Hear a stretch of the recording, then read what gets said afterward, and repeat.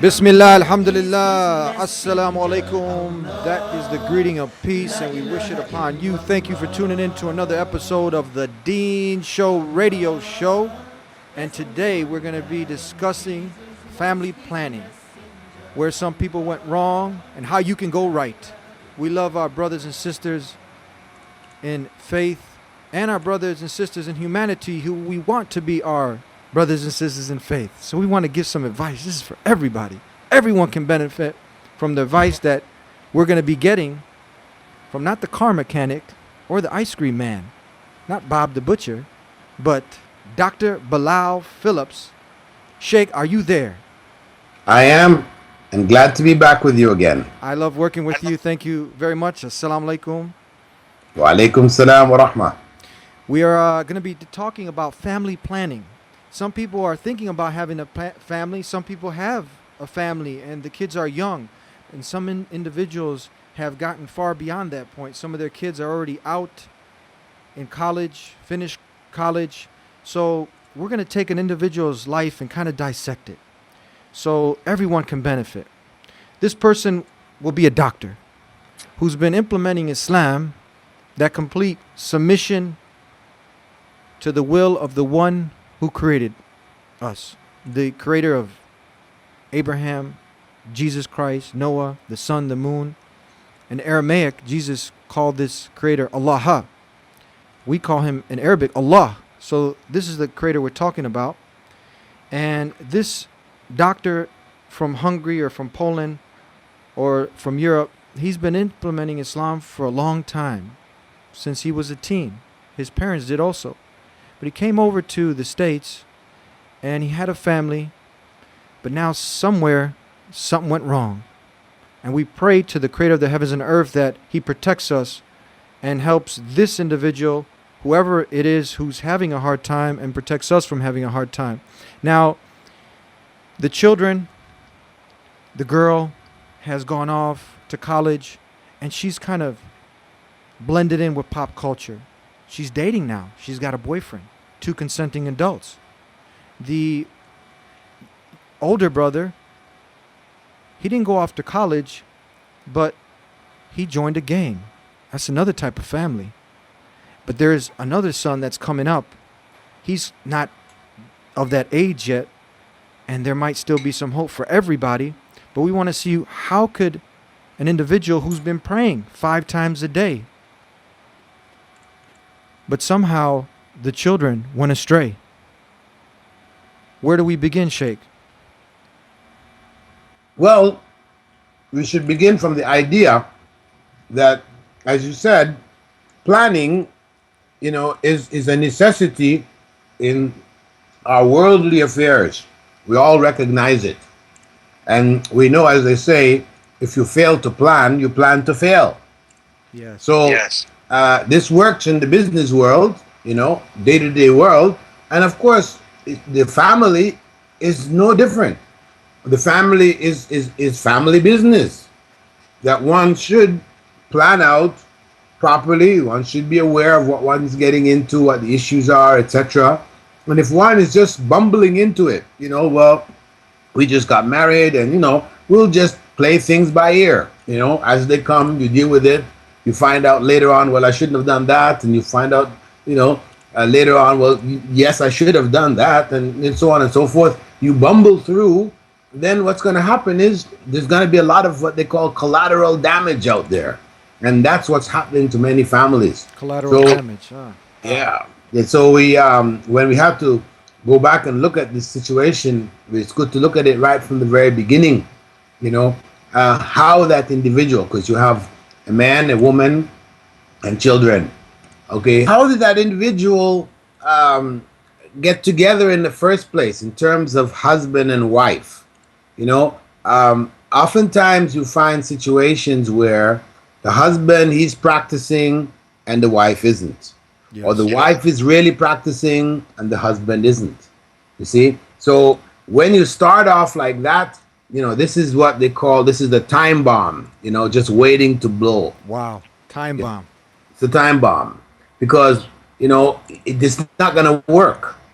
It's going to be such a struggle. There are going to be a lot of people hurt in the process, Islamically, spiritually. There's going to be a lot of spiritual damage there. Because, as the Prophet ﷺ told us, that we should choose our spouses based on the deen. So it means that the woman who's practicing should be marrying a man who's practicing. So this is the beginning point, because this is where the family starts from. So if you're starting off with one who's practicing and the other one isn't, that was the wrong choice. That was a bad choice. So it's not good enough to just have the label Muslim. It has to be followed up by action. Definitely, because it should be action which is evident in the character of the people. Not just, okay, they pray 5 times a day, but no, that they are good Muslims. That's what you should seek for your children when we're looking to the future. We want our sons, our daughters to marry good practicing Muslims. What's a good Muslim? What is a good Muslim? Please define a good Muslim. A good Muslim is one who does all of their basic Islamic requirements from the heart. They're not doing it as rituals which have been prescribed for them by their elders and forced on them, so they just do it because it's part of our culture. No, they're doing it from the heart. So they pray 5 times a day, not because people force them, so they might, pray all 5 prayers at the night before they go to bed at night, and things like this which are just not permissible. No, they pray them, and they pray them on time. And they have an internal clock which tells them, hey, it's time for prayer. They find the time, they find the place, and they make their prayers. And same thing with the fasting and everything else. That they are internally motivated. They do have a care and a concern about the religion. You hear it when they speak, and you hear it when they write. You hear it. It's in their. It's part of their character. So the Islam is the character. That's why the Prophet ﷺ had said that religion, the religion of Islam is good character. That is the product that should come out, and that should be clear. Good character in the fullest sense. Good character relative to dealing with other human beings, and that's the most obvious to us, as well as good character in terms of how he or she deals with Allah, deals with his religion or her religion. So now, if you didn't do that from the beginning, you didn't choose a husband, wife, a spouse who was of that best character, or maybe they had good character, Sheikh, but they weren't implementing the injunctions of Islam because they thought to be a good Muslim was something that you maybe just did on Ramadan, or you just did it once in a while. And now, Right. now that, as you called it, that time bomb, the time ran out, and now you're in the midst, and you got kids now, and you're trying to get your daughter and your sons, and you're trying to have the adhan play in the house 5 times a day, but the Beatles are playing, or 50 Cents. Right. So you've got a struggle, internal struggle in the family. Mom will be defending pop culture, and dad will be saying, well, no, this should be Islamic. We shouldn't have this. And, the struggle, because dad can't, he's out working. He's out most of the time, so he can't enforce, the Islamic situation in the house in his own absence. So mom's there most of the time with the kids, and she's loose. She's not, she's an okay lady. She's a nice lady, but her deen is in shambles. She's just a ritual. She's just a cultural Muslim. So naturally, then she's going to allow them to listen to this and to do that and to go out. Just like recently, I was giving a talk to a bunch of kids who've grown up here, and we were talking about boyfriend, girlfriend, dating, and the kind of thing. One of them said, "Well, what if the parents agree? What if the parents don't object?" Wow. I said, "Okay, if you drink alcohol and your parents don't object, what do you think about that? Is that okay?" Not at all. So, but that's reality. You have parents now who are loose, and It's all right. This is another culture. This is another time. We have to, change with the times and be able to, blend in and function within the society. And that's the norm in the society. My kids are good kids. They're gonna keep, they know their limits. But is it Then, good? It, then Fatima got pregnant. Fatima got pregnant. Yeah. So it doesn't, it's not justified, no matter how you look at it. Is it? No, no way. So tell us now some of the other details. What can a person, okay, so picking out a good spouse, someone who's implementing that total and complete submission to the one who created you, Islam, and the one who does it is a Muslim. And from there, when your kids are coming up, you're implementing it. And we have some Muslims who are. They got a big beard, they got the thobe, they got the miswak, but the children, some of them are still not paid attention to, and they think, okay, since I'm doing some of these things, now they overlook some other things, and they might send them to the public school. They might not cut off some of the normal things that are going on around them. And from here, again, they wonder why their children went astray. Actually, Eddie, before they even reach the school, we got to remember that the first school is the home school.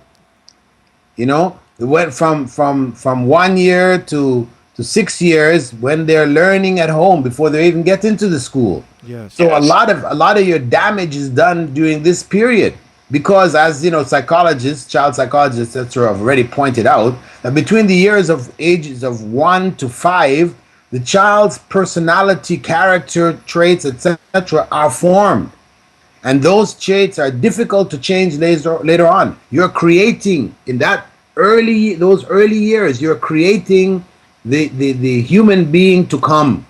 So if you are not careful in those early years to make sure that child grows up with a consciousness of Allah, then by the time they hit 7, 8, they're into school, everything else, and you then try to make them do some little Islamic things. You take them here, take them there, so and so. But those other influences are going to be so great that you are fighting, as they say, an uphill battle. You're not going to win this battle. It's rare. A few manage to get through. A few succeed, but mostly it's failure. So those early years, 1 to 5, that's why the Prophet ﷺ had said, teach your children salah by the time they're 7. By the time they're 7, teaching them salah means what? It means not just when you start telling them, okay, there's wudu, you have to stand up, you have to do this, you teach them just the ritual of the prayer. No, by the time they're 7, they're supposed to know that prayer. They should be able to lead the jama'ah. Remember, in the time of the Sahaba, there's one of the companions, I remember reading about him, he was like 6 years old. He used to lead his whole tribe in salah because he knew the most Quran. 6 years old. Wow.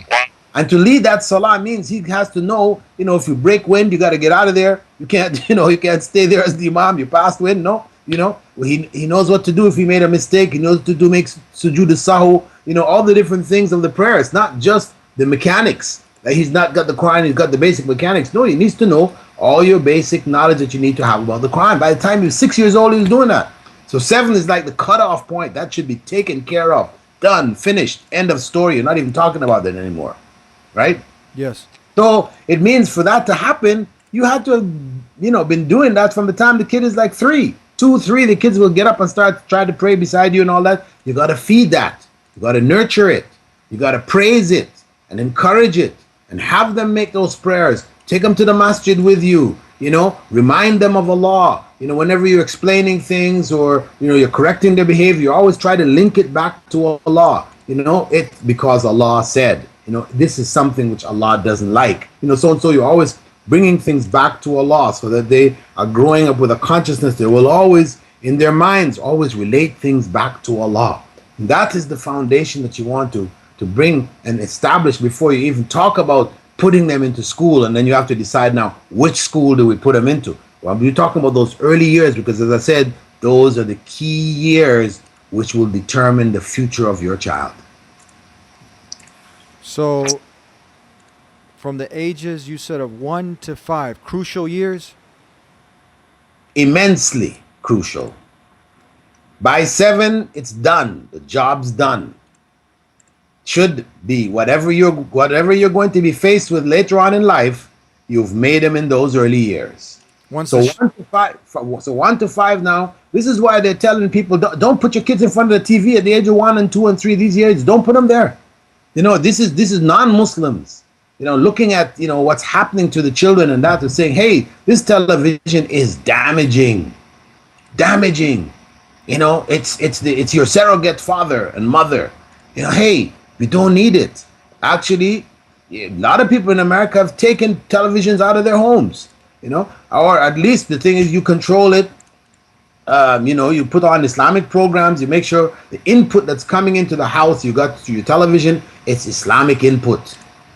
So that's what the kids go and watch. If it's cartoons, it's Islamic cartoons. There's some message. So the point is that the environment that we're going to raise that child in those early years, that environment, we have to ensure that it is as Islamic as possible, as Islamic as we can possibly make it.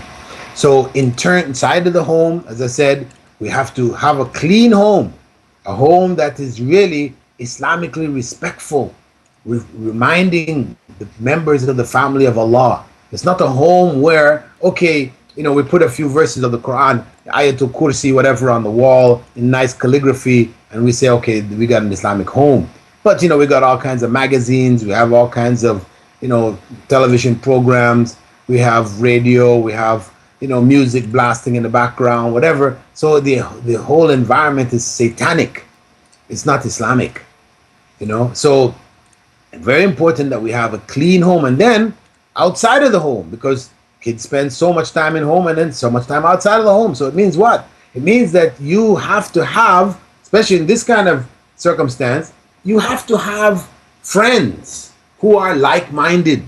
Who are the friends? Who are your friends? Who are your wife's friends? Who you go to visit and take your kids with you, and she goes to visit, takes the kids with her. These should be all people who reinforce, because you don't want to be, building in your home, then you take your kids out and breaking it down in other people's homes. So you have to be very careful about whose homes you put your kids in, who you let your kids play with. It might seem very restrictive. Hey, it should be free. Kids should be free to play, and they need in those early years to be free. No. That is a big mistake, because what you are doing is you are creating a monster. Frankenstein being created there in your own home, will come back to bite you. So you have here as some things to do. You said consciousness of the Creator 24/7. We can put it on the things to do list. And a couple of things you mentioned, if we can put it, and for the listeners, they can take notes, things to avoid. You mentioned the TV. Some people have actually taken it out of your house, but if you choose to say keep it, maybe cut off any access to the, would you say, Bart Simpson, South Park, American Idol, MTV, the daytime, nighttime soap operas. This is a no-no?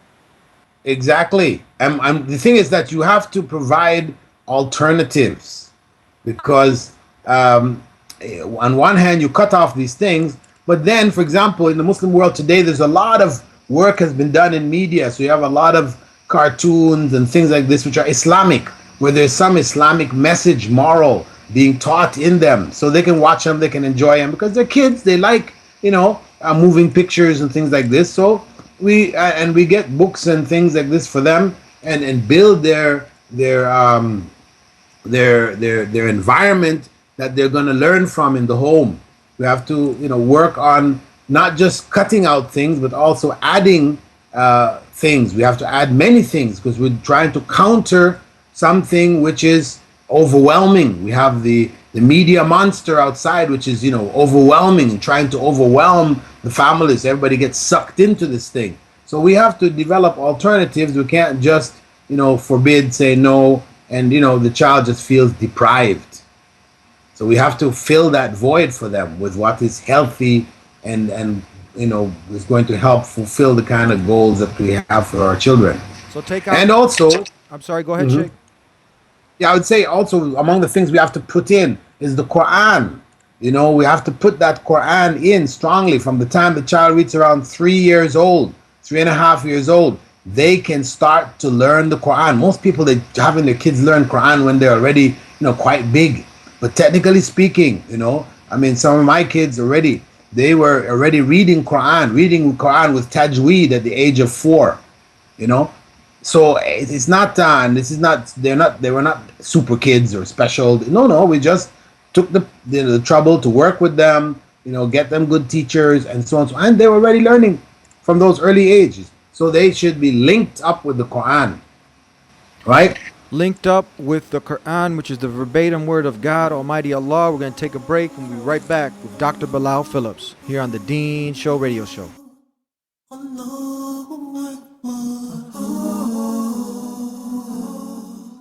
He created the universe. To him belong the heavens and the earth. The ever-living, he is the first. He's the owner of mercy. He sent his messengers to warn his creatures of the grave dangers of worshiping other than Allah. There is none greater than the Creator. Allahu Akbar, Allahu Akbar. There is none greater than the Creator.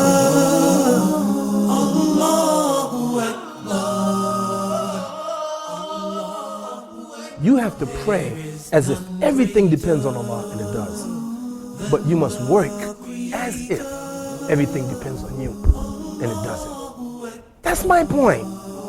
You see what I'm saying, man? And I don't like that. I don't like us sitting here. What are you waiting for? What are we waiting for right now? What are we waiting for all these people to come to Islam? What are we waiting for? What are we waiting for right now? When they're going to come? They're going to come. Allah going to bring these people. Allah subhanahu wa ta'ala put in our hand the ability to do it. Now do your job.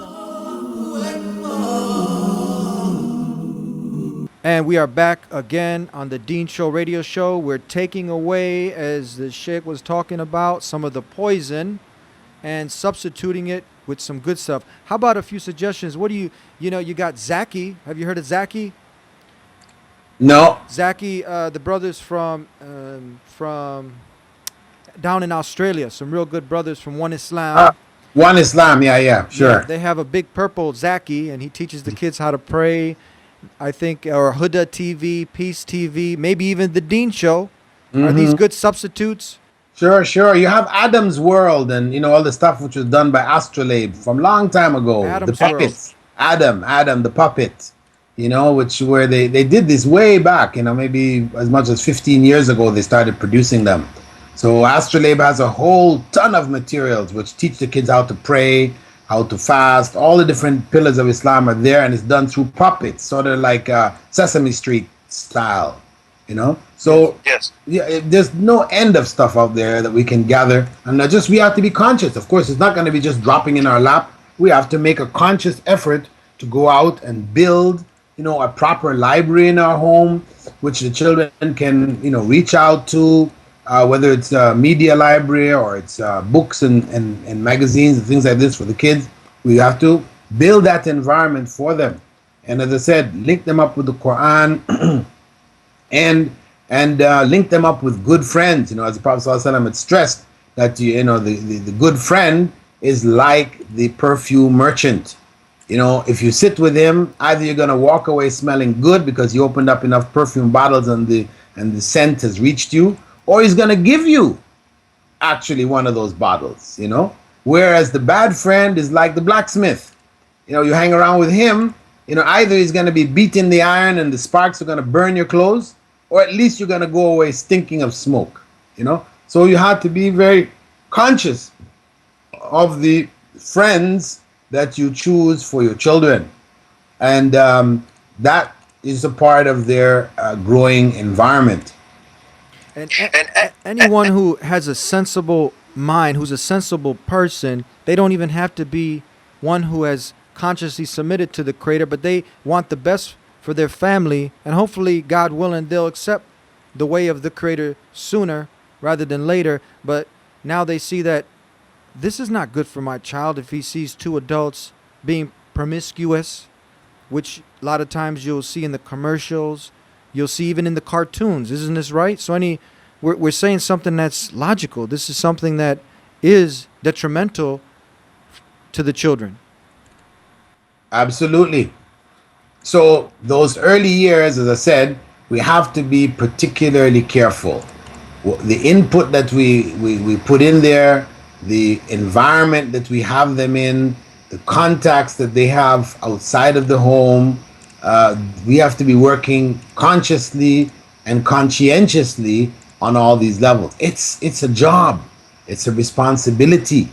And we can't think, okay, we got this weekend school, we just dump the kids off, that'll take care of them. They got the little Islam there, they got a Qari who's teaching Quran and so and so. But then during the rest of the week, then, their mother, their teacher, their best friend is, the boob tube.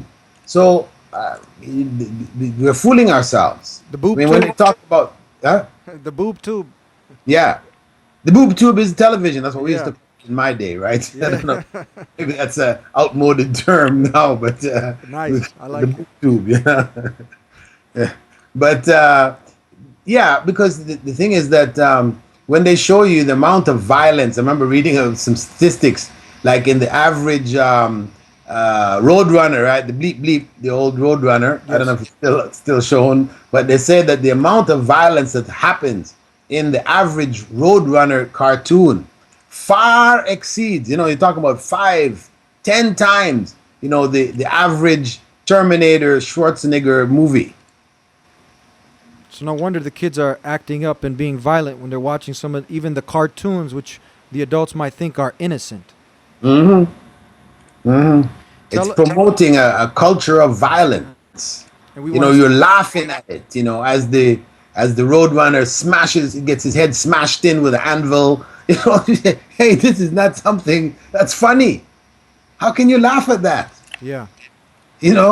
But people, oh, that's innocent. They don't really mean that. The other thing that you have to be careful of also is even the clothing of the children. One of the common mistakes that people do is that the little kids, when they're growing up, they have them dressed according to standard Western fashion. So the little girls, will be wearing skin tight stuff and their little behind sticking out, and it's the aura exposed, 100% top to bottom. They're only kids. What kid's aura? What do you mean a kid's aura?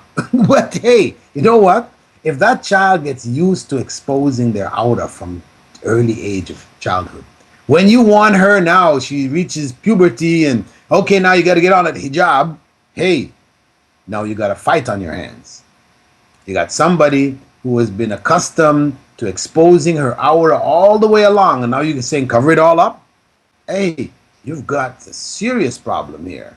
So that's why these things, I'm not saying you got to take the little kid and then put everything on them. They're wearing abaya and niqab and, hey, 3 years old. No. Of course, the kids, you might find little girls that may want to do it, right? And of course, you do it. You let them do it. Don't stop them from doing it if they want to do it. But don't push it on them, right? But the point is that the general dress should be loose-fitting, not exposing the aura. Same thing with little boys. They should not be wearing, skin-tight jeans and, this kind. No. This is haram. Haram for adults, and it's haram to have them do it from childhood.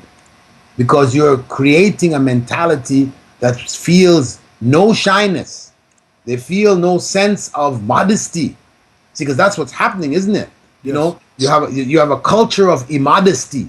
We're exposing the aura as, they say, if you've got it, flaunt it.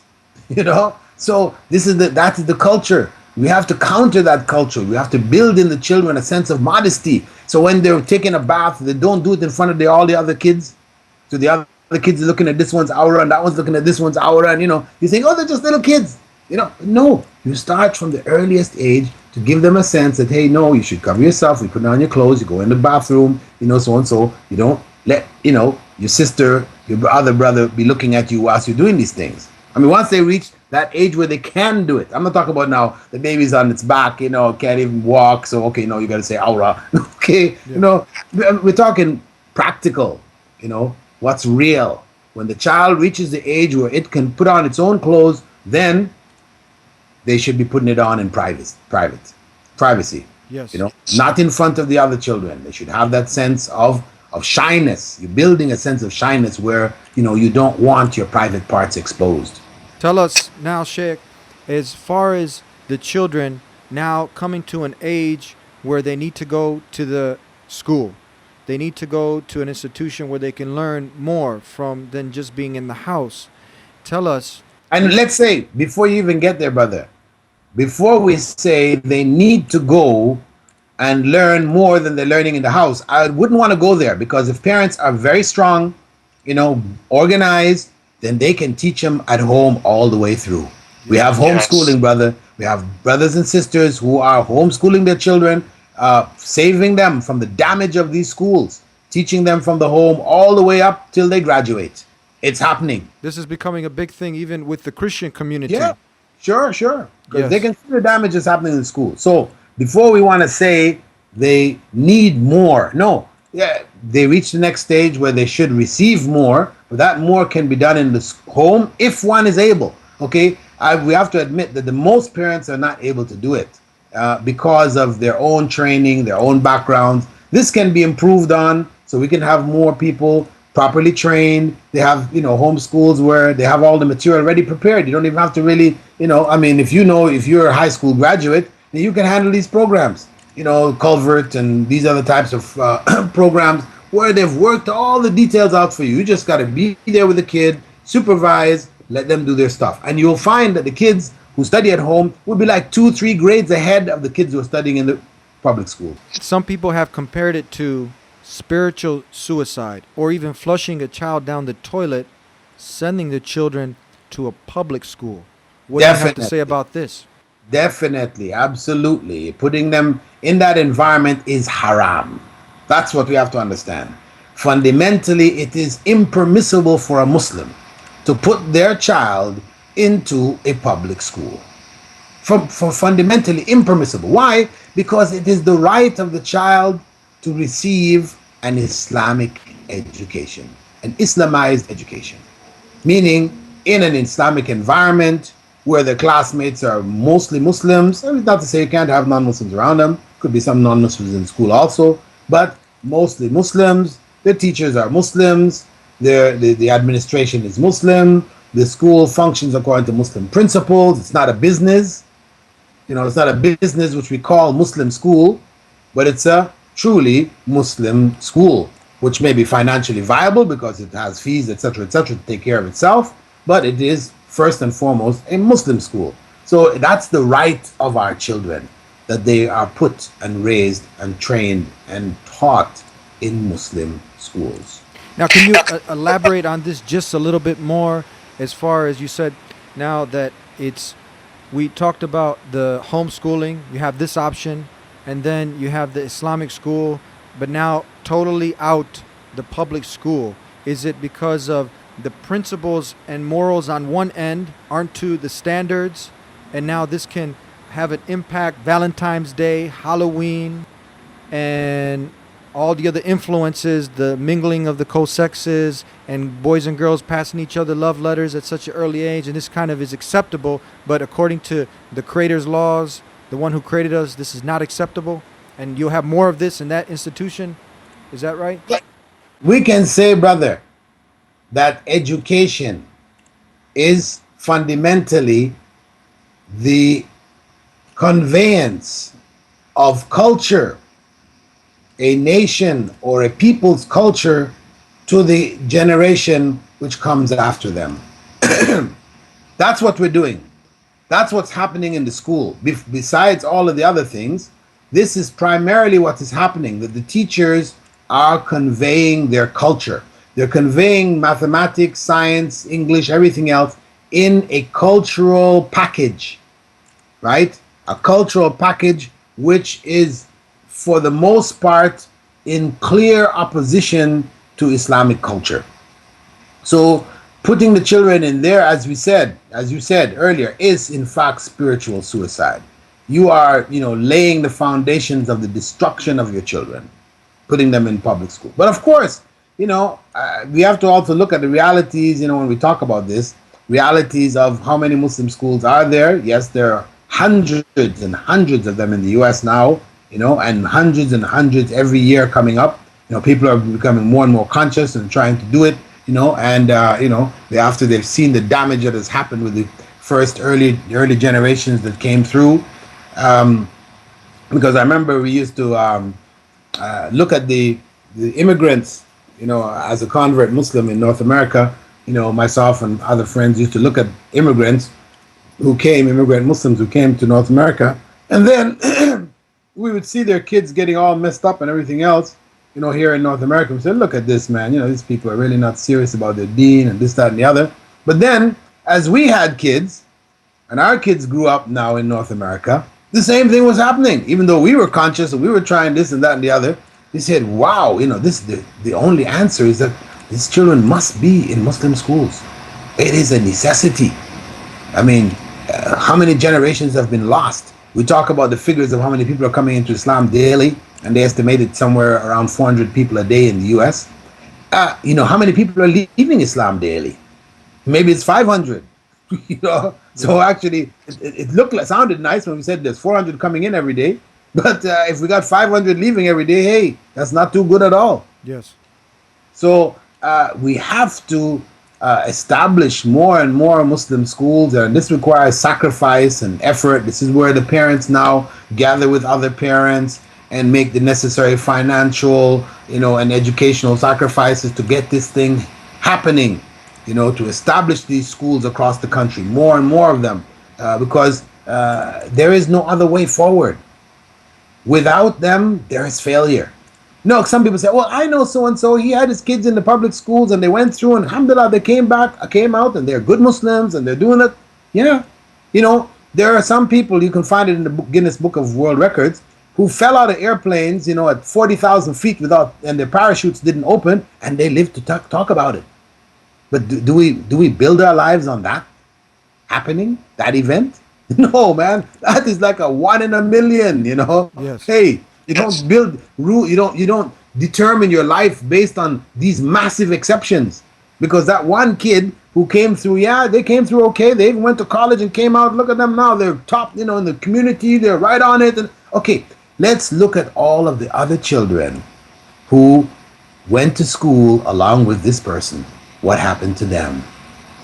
Okay, so one survived and 99 didn't. So what's the point of talking about that one? We got to deal with the 99 because that's the reality in front of most of us. Yes. A few more points that we want to tackle before we come to a close. Very, very important topic that we're discussing. Family planning with Dr. Sheikh Bilal Philips. Some confusion is out there also because you have some individuals, as I call it, Sheikh bend the rules.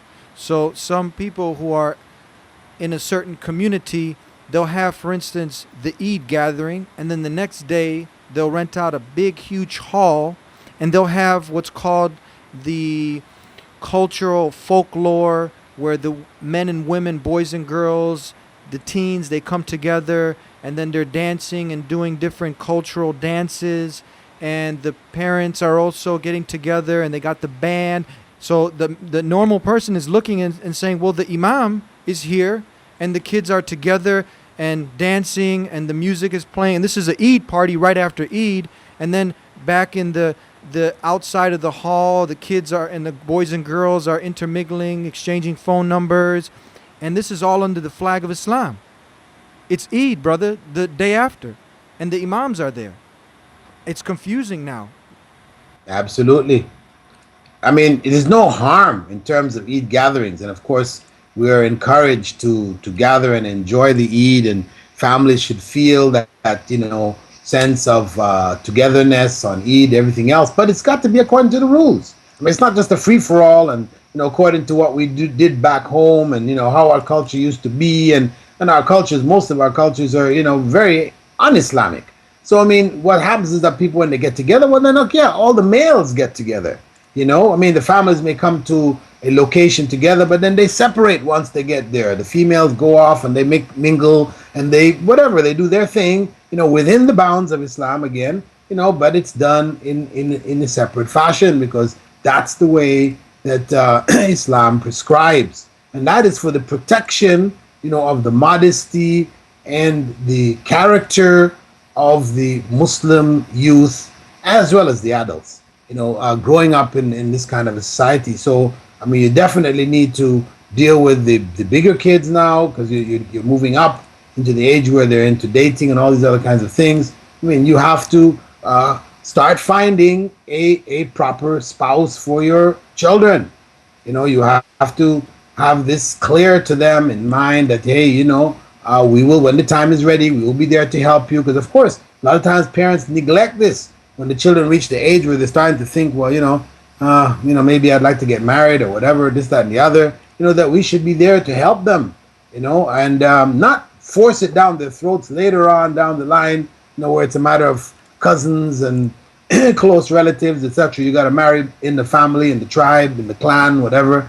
No, I mean, we have to follow Islamic principles as we have to be careful about choosing the proper spouses for ourselves. You know, we should also help them make the right choices when they get up into that age range. And of course, the community must have, you know, recreational facilities for the youths as they're growing up. Because if you don't have, you know, a place where they can play basketball or whatever, you know, you don't have regular programs taking them out to the parks or whatever, then they're going to try and find those recreational, you know, fulfill their recreational type desires through the common channels that are available in the society. And these channels are surrounded with drugs and you know, corrupt music, and all of the evils are there, you know, in the disguise of entertainment. So we have to provide an entertaining and help those kids develop entertaining, you know, environments for themselves as they're growing up, you know, which are wholesome and Islamic, and at the same time, you know, fulfilling their needs to enjoy and to recreate and these type of things. So such a vast topic, and we're just trying to give some advice so that people can go further and dwell into this deeper. We have a couple more points we got to get in there. Tell us, as far as the individual, this individual that now he's listening to this says, you know what, I should have did that, I could have did that, you know what, it's happened, the past is the past, but now what can he do? Is it too late? The son is in the gang, the daughter's not in the proper modesty dress according to how the creator, and the children aren't praying, and etc., etc. The list is too long to list. Does the father just give up? What can he do now? Well, you know, of course, you say, you know, you got to cut your losses. Definitely the little ones that are still going up, you know, you got to try to catch, you know, the mistakes that you made before, correct them up, try to minimize the damage, and to help these kids, you know, find their way. Try to save what you can. What has gone before, then you have to try to reach out. Of course, you have to take a different approach. You can't just say, well, okay, now you've realized you made all these mistakes. You can't just sort of say, I'm going to lay down the law now. You just better stick by this thing. No, you're going to have a rebellion on your hands. You're going to have a revolt in the house. You know, so you obviously have to deal with this thing with hikmah, with wisdom. You know, you have to think things out. Maybe get counselors or people whose counseling skills, you know, get them around some elders or people who are of their own peer group, who are, you know, Islamically oriented and who are active, you know, that you can help them, help the older ones find healthy alternatives to whatever they're currently into. These are the healthy alternatives you were saying now, to bring out other people who are also implementing the deen. Hopefully this can have a good influence. Other families, linking up with those families, you know, looking at what you're doing, look at your relationships, you know, try to minimize the negative ones and try to maximize the positive ones. Go out of your way to try to make connections with people who have successful families, and then try to help or get some of the benefits from that into to your family. Then of course, as an individual, then you have to look at your own deen and how you've been tackling it. You have to try to get your wife in line, or wife, you need to get the husband in line. Try to get people back on the deen properly, because of course your main example is going to be the home. How you are, how you were, all of these have the influence on the children today, and what's going to happen for them tomorrow.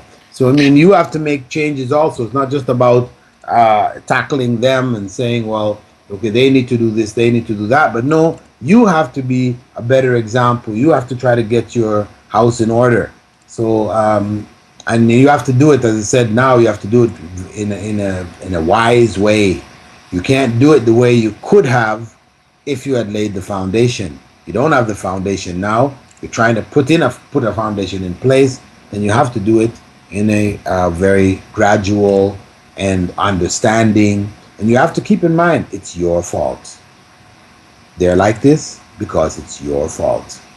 I mean, I remember one of the students coming to me. I was teaching in Dubai, in the American University in Dubai, and there, one of the female students would tell me, listen, my father had told me, when he put me in the university, that he trusts me, right? But I've fallen in love with, one of the boys in my class. What should I do? Look at this. The father who had been, putting this girl through, segregated education all along, and then now time comes for university studies, and he goes and he puts her in a mixed university, the American University in Dubai, which is, the most corrupt of the universities. He puts her in there and he tells her, I trust you. Wow. Yay! Yeah, what are you doing, man? What do you mean you trust her? She's a human being. No matter what you've taught her, everything else, and you put her in that environment which is going to draw her into, suck her into this stuff, and then you're going to say, I trust you? Trust you meaning I trust you not to develop any boyfriend-girlfriend relationship. You're not going to fall in love with anybody. You're just going to go in there and do your studies, keep your mind focused on this one thing, and come out, hey, that is so foolish. That is so foolish. And, so many families have been destroyed in this kind of so-called trust. We don't call this tawakkul. We call this tawakkul, where you throw the person in, without any means to protect themselves, and say, I trust Allah will take care of you and you will do the right thing. So we have to, is that right, Sheikh? We have to do everything in our power to do everything how the Creator wants us to do it, and then we put trust in Him? Is that what it is, to trust Allah? Or some people... Exactly. Yeah. Exactly, as they say, you got to tie that camel. Tie the camel. Tie the camel. Put the alarm in the car. Definitely. Last point where we want to cover, last one, it's very important now. You had mentioned it, self-diagnosis. An individual, should he be doing a self-diagnosis, checking his salat? Is he praying it in the times? Or maybe he's combining it like they used to do in back home culture, They'll pray it all in the morning, pray it at night. Same thing with the pilgrimage, making tawaf in the mall or to back home, but Allah called the individual 1400 years ago to come to his house, to go to Hajj. But the individual now is 50.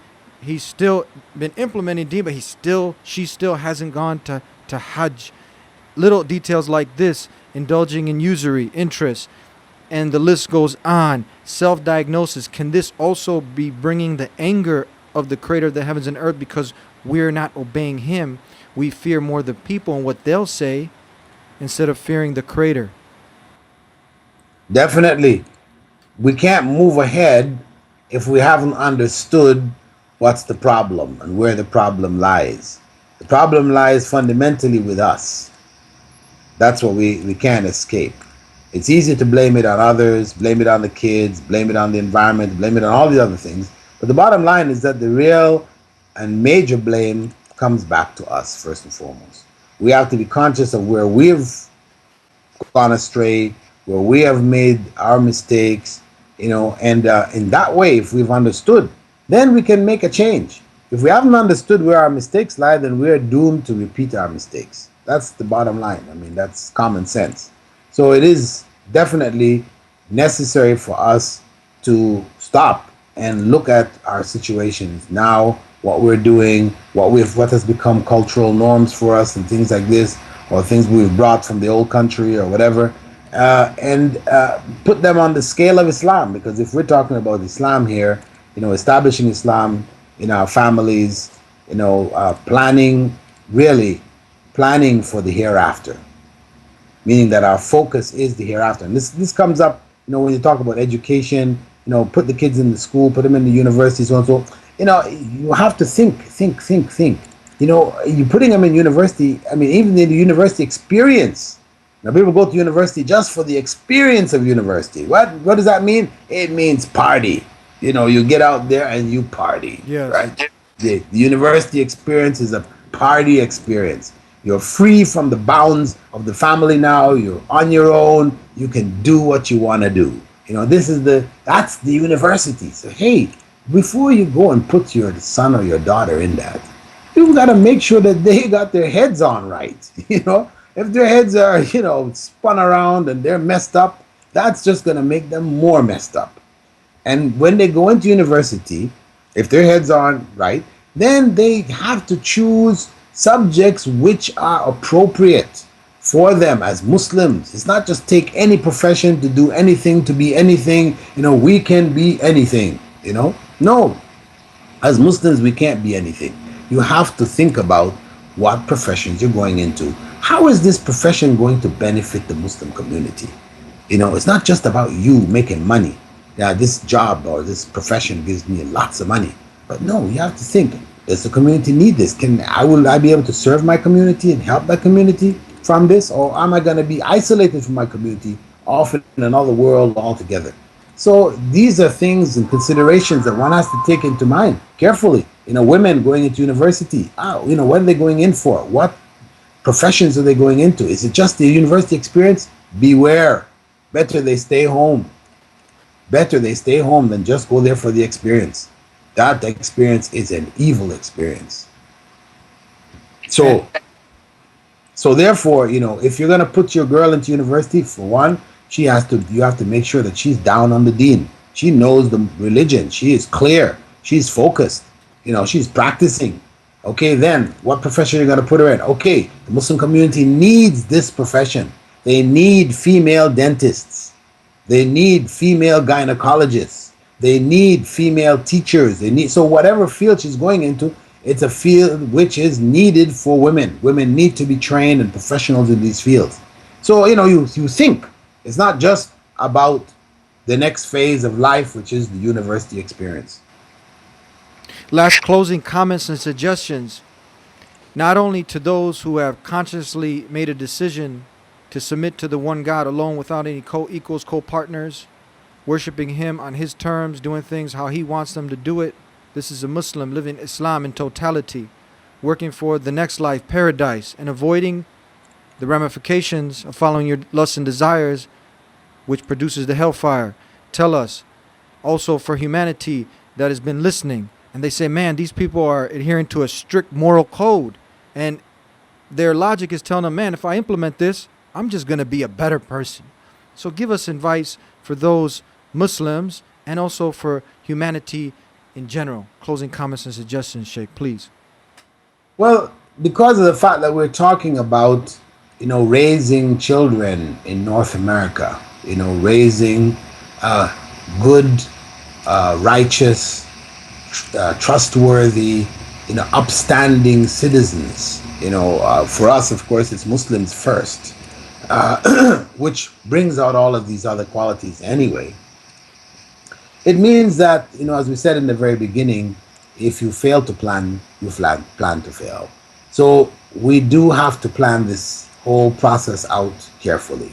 We need to read, we need to learn, we need to sit in classes, hear from child psychologists, expose ourselves to as much information as is possible to do this job correctly, to do it properly. We owe it to our children. We owe it to them to give them the best start in life.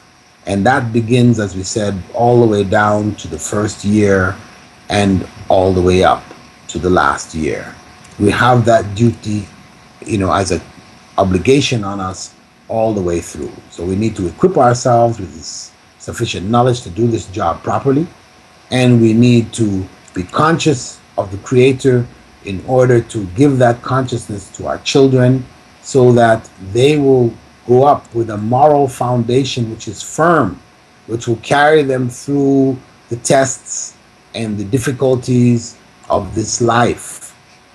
That moral foundation is what is of most importance. And of course, that foundation is not just morality with regards to other human beings, which is, of course, of utmost importance, but first and foremost, it is that morality with regards to God. No doubt, it is good, it is right, it is proper that we worship God alone, one God. And it is improper, it is incorrect, it is wrong to worship God's creation, His creatures. It is incorrect to conceive of God as a part and parcel of His creation. He is not. He is the Creator. So we have to have our spiritual being and our life and our existence in proper moral tune with the Creator. We will have to work on that, as we have to work on that situation for our families, our children, our wives, husbands, etc. It's all about a moral battle for the spirits, the souls of the generation and the generations to come. Thank you very much. May the creator of the heavens and the earth, the creator who created this whole universe and everything in it, in Arabic we say Allah, may He reward you in abundance for taking the time out to be with us here on the Deen Show radio show. Ameen. We look forward to having you back again. It was my pleasure, as usual. Thank you very much. Barakallahu fikum. Assalamu alaikum. Peace be unto you. Wa alaikum salam. Fresh, pure, holy peace. Fresh, pure, holy peace.